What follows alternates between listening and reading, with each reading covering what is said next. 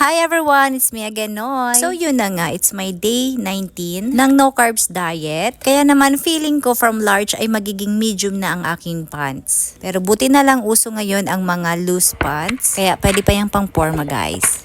So for today's lunch, let's cook tuna and cabbage. Alam nyo ba nagulat ako dahil ang pera ko ay 50 pesos na lang. Tapos ang lakas ng loob kong bumili nitong cabbage. Tapos nung kinilo, 77 pesos daw. Diyos ko, buti na lang maraming pautang na Avon product si mama dyan sa Albay Market. Kaya ang ending, pinalista ko muna. Si mama na lang bahala magbayad.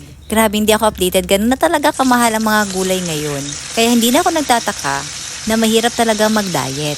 Dahil bukod sa pagdidisiplina ng pagkain, ay masyadong mahal pa kung gulay ang mga kakainin lagi.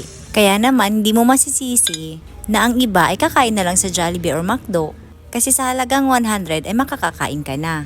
Unlike nito, itong tuna, 3 to 165. Tapos yung repolyo ay 77. Pero para sa akin, tipid na yun dahil ako ang magluluto. Sapat na yun sa akin for 2 meals. Kaya nasa sa atin pa rin talaga ang desisyon. If you're going to eat healthy or unhealthy food. So yun lang. Thanks for watching everyone and I'll see you guys again next time. Happy weekend! Mwah!